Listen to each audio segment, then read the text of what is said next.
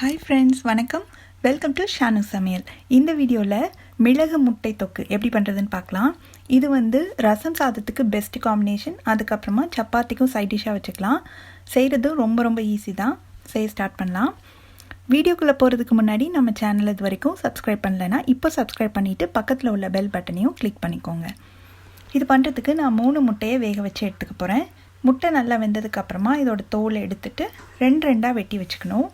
தொக்கு செய்ய ஸ்டார்ட் பண்ணலாம். இந்த பேனில் 1 டேபிள் ஸ்பூன் அளவுக்கு எண்ணெய் சேர்த்துக்கலாம். எண்ணெய் சூடான உடனே ஒரு அரை டீஸ்பூன் அளவுக்கு 1-2 இடித்த சோம்பு இதை சேர்த்துக்கலாம். இது நல்ல ஒரு வாசனை கொடுக்கும், அதனால் கண்டிப்பாக சேர்த்துக்கோங்க. இது கூடவே ஒரு அரை கப் அளவுக்கு பொடியாக நறுக்கின வெங்காயம். இந்த வெங்காயம் ஓரளவுக்கு நல்லா வதங்கணும்.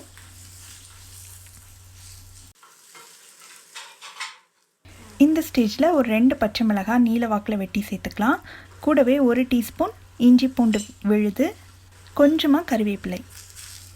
இப்போது இந்த இஞ்சி பூண்டோட பச்சை வாசனை போகிற அளவுக்கு நல்லா வதக்கிக்கணும். வெங்காயம் இஞ்சி பூண்டு எல்லாமே நல்லா வதங்கிடுச்சு. இது கூட ஒரு 1/4 டீஸ்பூன் மஞ்சள் தூள், 1/4 டீஸ்பூன் சீரகத்தூள், அரை டீஸ்பூன் கொத்தமல்லி தூள். நம்ம இதில் மிளகாத்தூள் சேர்க்க போகிறதில்ல. நம்ம கடைசியில் மிளகுத்தூள் சேர்க்க போகிறோம். அதோட காரத்தில் தான் இந்த தொக்கே இருக்கும். அதனால் இப்போ இது எல்லாத்தையும் சேர்த்து நல்லா கலந்து விட்டுக்கலாம். நம்ம சேர்த்த மசாலா தூளெல்லாம் 1 நிமிஷம் நல்லா வதங்கிடுச்சு. இதில் நான் 2 சின்ன சைஸ் தக்காளியை பொடியாக வெட்டி சேர்த்துக்க போகிறேன். கூடவே இந்த தொக்குக்கு தேவையான அளவு உப்பையும் சேர்த்து நல்லா வதக்கிடலாம்.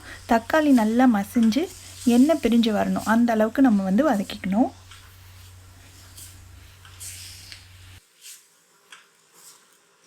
இப்போ பார்த்திங்கன்னா நல்லா ஒரு தொக்கு பதத்துக்கு வந்துடுச்சு. ஓரங்களில் எண்ணெயும் கசைய ஆரம்பிச்சிருச்சு.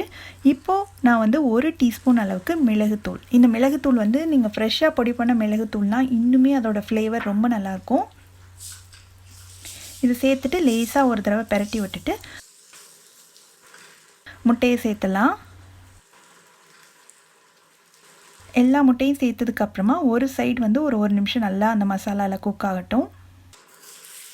அதுக்கப்புறமா இது திருப்பி போட்டுட்டு ஸ்டவ்வை நல்லா மிதமான தீயில் வச்சு இந்த சைடும் ஒரு 1-2 நிமிஷம் இருந்ததுன்னா அந்த மசாலாவோடு சேர்த்து முட்டையும் நல்லா கோட் ஆகி சூப்பராக ரெடி ஆயிரும்.